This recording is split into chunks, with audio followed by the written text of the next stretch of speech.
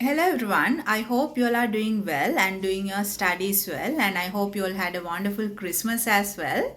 So once again we are with a special guest. Actually, Miss Theja Kapuruge. She joined with us in one of our previous videos as well. So today, actually, we have decided to present you some videos related to all level syllabus, because in a Scholars Park, most of the videos based on A level literature syllabus. So I thought of, with the help of my friend Theja, so we both will present you some videos regarding O-level syllabus, the poems related to the O-level syllabus, prose passages, dramas, and the novel. So let's listen to her. She will explain you about the themes. Especially today, we are going to talk about the themes of the poem Gabriel Locara's Once Upon a Time. So she will explain you about the themes of the poem and how each theme is relevant to the poem. So let's listen to her, and you all can have an idea, and I hope that will help you to write your answers for your O-level exam. So let's listen. Once Upon a Time by Gabriel Okara. Once I start to talk about this particular poem, there will be a lot of things to discuss, but I'll be focusing mainly on the themes of this poem. Gabriel Okara is one of the skillful novelists and a poet who was born in Nigeria. So when we come into this poem, we can understand that he has come across with certain themes throughout this poem. One of the themes that he deals is appearance versus reality. He has brought out very effective and authentic examples in order to prove them. So let's see what are the evidences.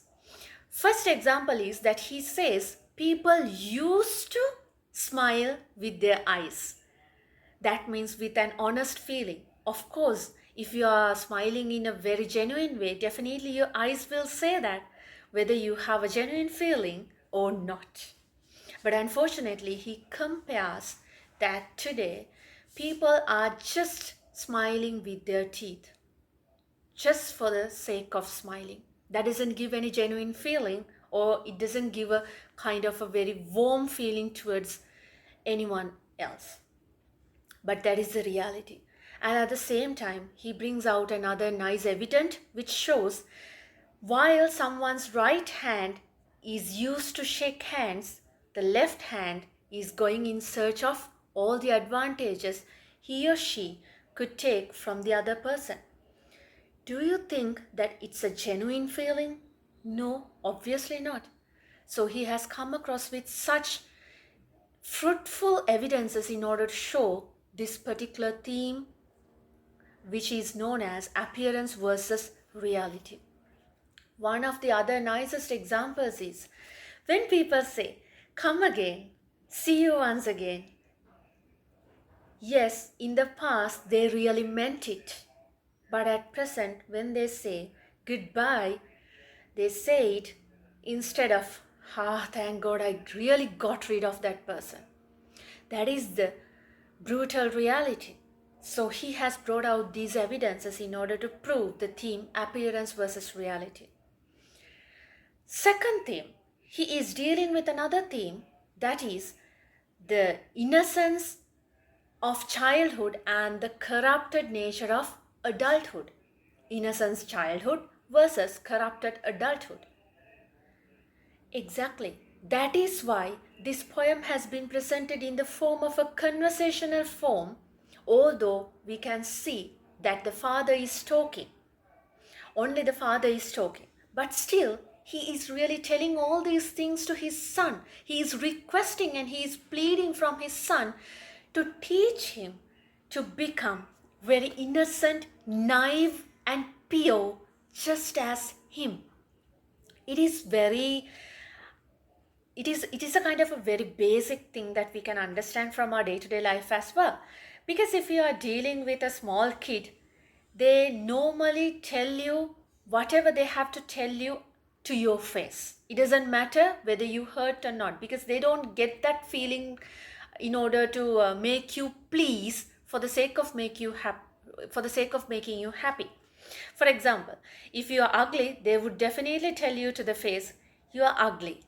It doesn't matter whether you hurt or not, just because they are expressing their own selves without pretending.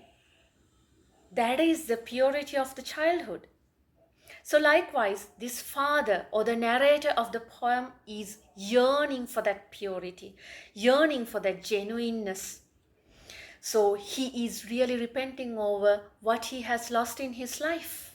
He is requesting his child or his son to teach him again to be a pure soul just like him, to be very nice just like him. That means he wants to shed all this pretending nature, all this hypocrisy, and the worst things that he has learned from society. He needs to become who he used to be when he was a child, and he really misses it. That is why he was admitting, I really want to become just like you, my son. So it clearly shows how corrupted the adulthood is, just because adults really grab everything from society and they take it for their own advantage. But kids, they don't have any idea about what is remaining in society. They really enjoy their life and they really enjoy the moment. So they are still unspoiled and still pure. That is the reason behind it. At the same time, the poet, through all these evidences, he talks about another theme which shows us the change occurs due to the exposure to the other cultures.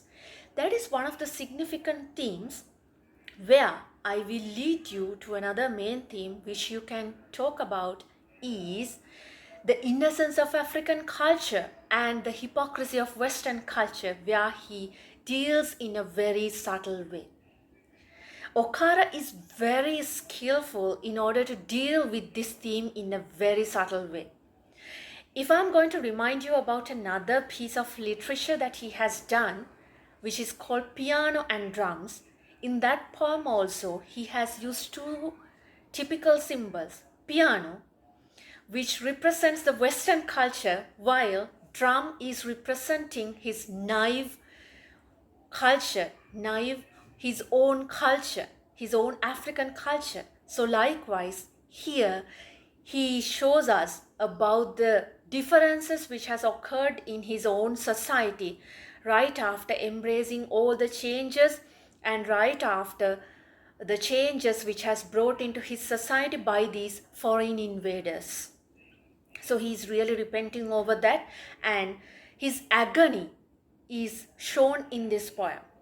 Theme is the intention of the writer. What does the writer want to develop throughout his writing? What is the idea that he or she wants to explain throughout his writing? So Gabriel Okara's themes in his poem Once Upon a Time, I hope you all have an idea about that.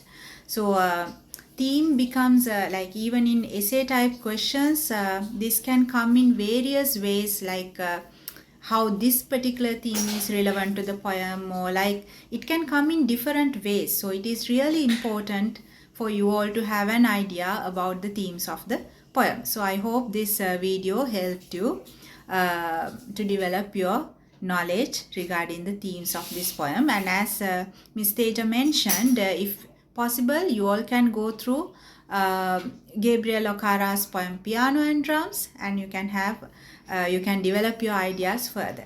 Okay, so see you once again, and let's you can thank Miss Theja. She's there, so let's listen to her as well. Bye. So hopefully this would have given you a kind of an idea about visible and invisible themes of Once Upon a Time by Gabriel Okara. While it is shedding light on all these themes, just do not forget that the topic itself of this poem is something which tells you and reminds you of something that had been there in society, but something that is not visible and sensible in present society. Thank you very much.